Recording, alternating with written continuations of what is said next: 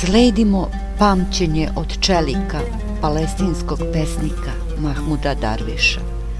Ovo je Sumud Srbija, a vama govori Gojkovica.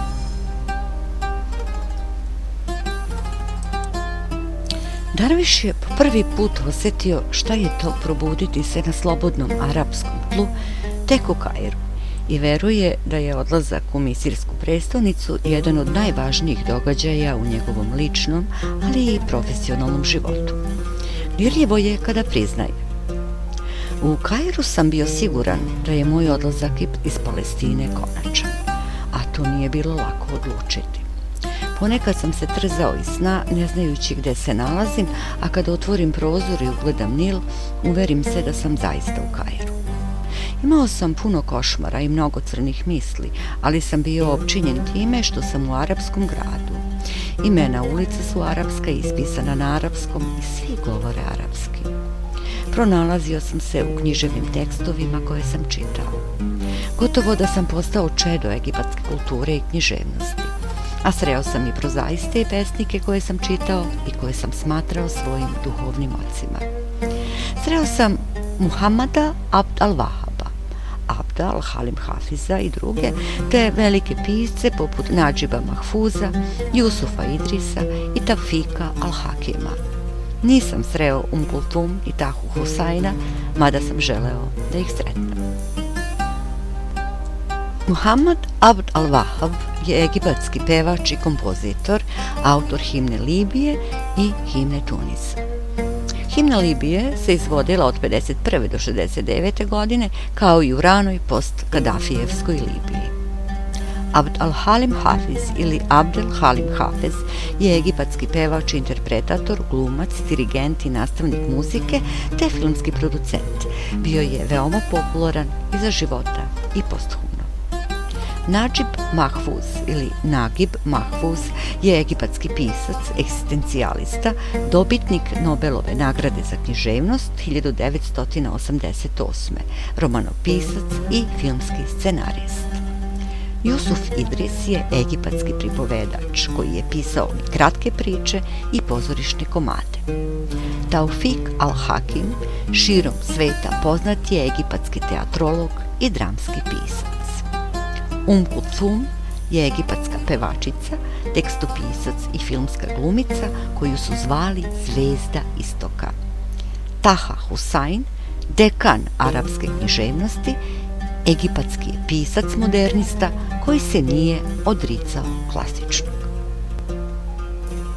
Kulthum je bila zvezda Istoka, a Ajša Abd al-Rahman kći obale, bint Aš-Šati. Egipatska univerzitetska profesorka književnosti, koja je i objavljivala pod imenom kći obale, pisala je pretežno o ženama. Objavljivala je u Al-Arhamu i bila je član kluba književnika Al-Arham, odnosno član kružoka pisaca okupljenih oko novina Al-Ahram. To je arapski nedeljnik osnovan 1875. u Aleksandriji od strane braće Takija, poreklom iz Libana. Časopis je potom prenet u Kairo, gde i danas izlazi. Od 5. avgusta 1886. Al-Ahram je i dnevni list, čiji naziv znači piramide, i drugi je po starini u Misiru. Prvi je pokrenut 1828. Al-Ahram je nacionalizovan 24. maja 1960. ukazom tadašnjeg egipatskog predsjednika Nasera. Arapski nedeljnik, koji je obilovao književnim prilozima, od 1957. do 1974. uređivao je Mohammad Hasnain Haikal, koji je bio član Centralnog komiteta Arapske socijalističke unije. Zahvaljujući Mohammadu Hasnainu Haikalu, mladi Darviš dobija kancelariju na 6. spratu, te radi sa Tavfikom al-Hakimom, Nadžibom Mahfuzom, Jusufom Idrisom i bint Ašati, zaposlivši se u klubu književnika Al-Ahram. Sprijateljio sam se sa Mahfuzom i Idrisom, koji su u svemu bili dve posve različite ličnosti.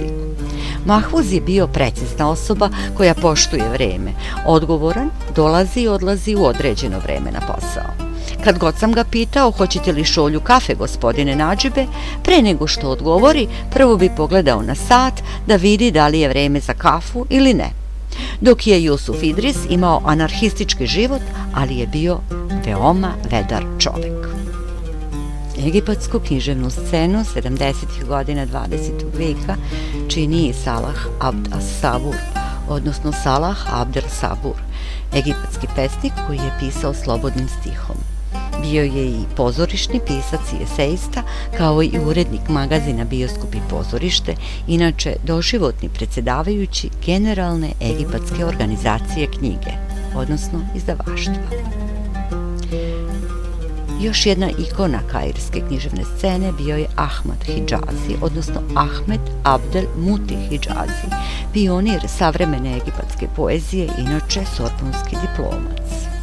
Tu je i Amal Dunkul, Amal Abul Kasim Dunkul, egipatski pesnik, posebno inspirisan grčkom mitologijom i preislamskom i islamskom poezijom. Slika ne bi bila potpuna bez Al-Abnudija, odnosno Al-Abanudija, koji se zvao Abdel Rahman Al-Abnudi.